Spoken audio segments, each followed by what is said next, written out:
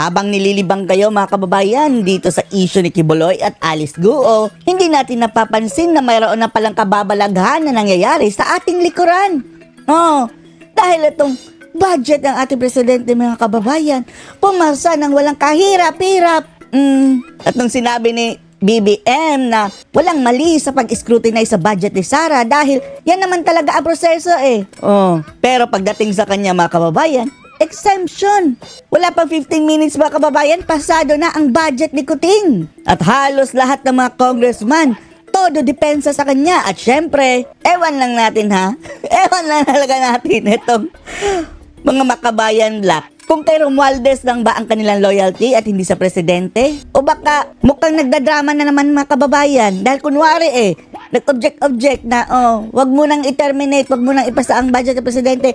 Hayaan nyo na muna kaming magtanong, ganyan. Pero at the end mga kababayan, hindi rin nila na-scrutinize. Lusot pa rin sa ilalim ng ating mga ilong itong budget ng presidente nang walang kahirap-hirap, hindi kagaya ng ginawa nila kay VP Sara Duterte. Diba? Panoorin niyo po. Pasado na sa committee level sa Kamara panukalang pondo ng Office of the President para sa susunod na taon. Pero bago nakalusot, inalmahan ng ilang mambabatas ang money special treatment sa presidente at sa bilyong-bilyong pisong intelligence at confidential fund ng kanyang opisina. Nasa frontline ng balitang yan si Marian Enriquez. Pero eto nga mga kababayan na confidential at intelligence fund ng presidente. Although, ay sa tingin natin, kailangan talaga yan ng presidente, diba? Wala naman tayong problema dyan, pero ang dapat tanungin nito mga makabayan black mga kababayan ay yung ibang pinaglulustayan ng ating presidente. At yung tradisyon nila yan, long and standing tradition. Bakit kay BBM lang? May tradisyon din dyan si VP Sara, diba?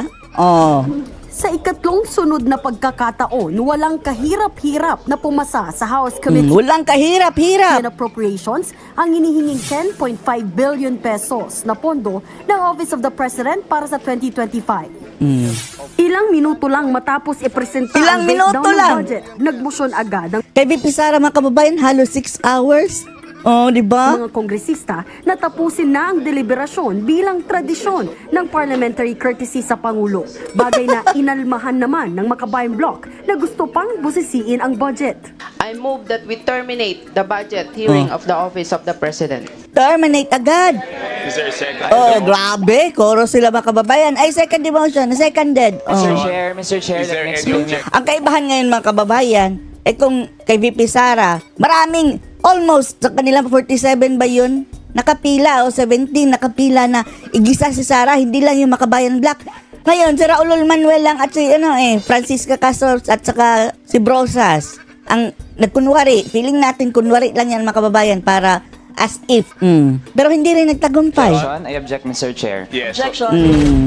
Hamon ni Kabataan Party List Representative Raul Manuel dapat sa tingin natin mga kababayan, galit naman talaga ito kay Marcos. Originally galit ito. Tapos nasungal-ngalan. Hindi kayang atakihin si Tambalustos mga kababayan, di ba? At dito, hindi big deal sa kanila kahit makalusot yung budget ni Marcos na kahit pa hindi ma-scrutinize yan. Hindi yan big deal sa kanila. Hindi kagaya nung kay VP Sara. Itong ginagawa lang nila dito ngayon mga kababayan, it's either nagpapasikat o nagpokunwari lang sila. Sila din ang nag-usap-usap as if atakihin nyo kami. Ganyan lang. Pero etong mga ulol na ito mga kababayan, mga Raulul, mga Francine Castro, ay isa lang talaga ang nakikita natin. Loyal na loyal sila kay Tamba mga kababayan. Na mukhang mas loyal pa nga sila kay Tamba kaysa kay PBBM. Raul Manuel dapat patunayan ng komite na hindi sila namumulitika. Una na ring itinanggi ni PBBM na pinulitika ng mga mambabata si Vice President Sara Duterte nang i-defer nila ang budget hearing ng Office of the Vice President. Correct. Kaya kung bibigyan ng special treatment, hindi yan sabi doon long and standing tradition daw. Ang opisina ng Pangulo, pinutunayan lang daw nito ang akusasyon ni VP Sara. Pinapalabas natin na nagsisinungaling yung mismong presidente. Kayong lahat dyan. Liars kayo, liars. By evading the process of Congress na mag-undergo ng scrutiny, Mr. Chair. Back your statement na nagsisinungaling yung president. Maganyan-ganyan din si si Raulol. No, Mr. Chair, that would depend on the decision of this committee. Kasi on record yun, Mr. Chair, sinabi yun ng Presidente, Mr. Chair. Sa huli, hindi pa rin napigilan ng Makabayan Bloc ang pag-terminate sa budget hearing. Kahit may objection mga kababayan, hindi rin napigilan. Terminated pa rin. Hindi pa rin nakapagtanong. Sa botong 51-3 na tatlo lang. 51-3 ang tatlo, alam niyo na kung sino. Pero irrelevant na mga kababayan, kahit 4. Majority pa rin. Panalo kahit pa. Hayaan niyo sila. Hayaan niyo silang magngak-ngak dyan. Kulang sila sa boto. Tapos agad ang deliberasyon ng komite. Pero binigyan naman ng ilang minutong pagkakataon para magsalita ang Makabayan Bloc. Salita pero hindi nakapagtanong.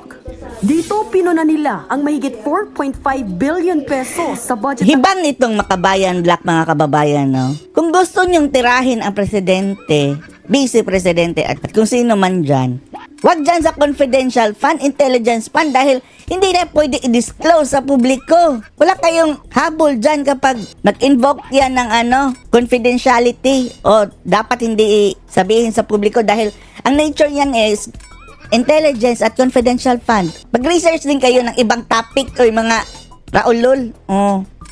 Flood control. Yan. Yung mga pinagsasabi ng presidente. Yung travels. Yan. Yan ang dapat i-scrutinize nyo. At yung pangingialam ng asawa na hindi na ang presidente ang nagpapatapon ng ating bansa kundi kontrolado na ng asawang si Admiral. Yan dapat ang i-clarify ninyo. Presidente na nakalaan na naman sa confidential at intelligence funds. So, hindi po ito dapat dahil hindi dapat ito mga kababayan dahil convicted criminal na yan, child abuser ay. Kahit pa mayroong appeal mga kababayan, hindi na po niya madideny na convicted criminal siya. Dapat sana nga na mayroon ng conviction alis mo na siya dyan.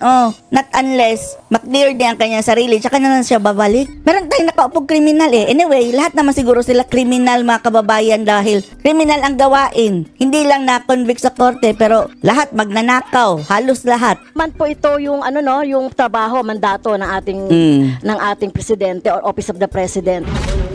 Sinita rin nila ang lumulobong unprogrammed funds o yung mga standby project. Hindi mo sinitaan lumulobog yan, Romualdez.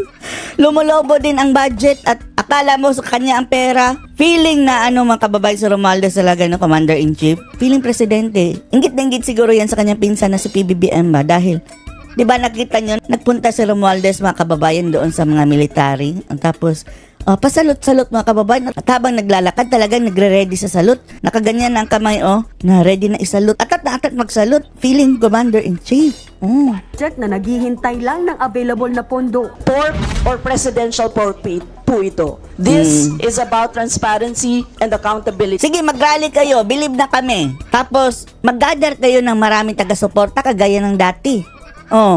Pero hanggang dyan lang. After dyan, wala na.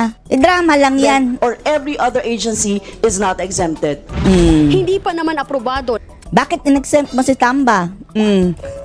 Yan nga ang katanungan mga kababayan Sinong nag-i-scrutinize dito sa mga congressman? Lalong-lalo na kay Tamba.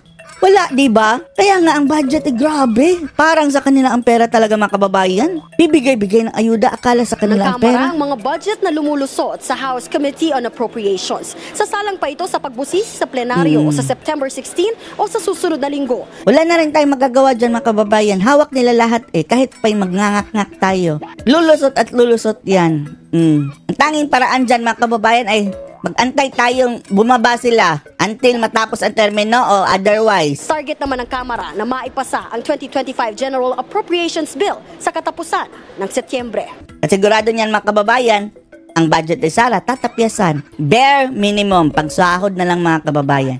Ano masasabi niyo dito mga kababayan na itong mga ulul, papanggap na di na kontra-kontra, pero lusot pa rin nang walang kahirap-hirap ang budget ng presidente. Ano masasabi niyo dito? Post your comments below.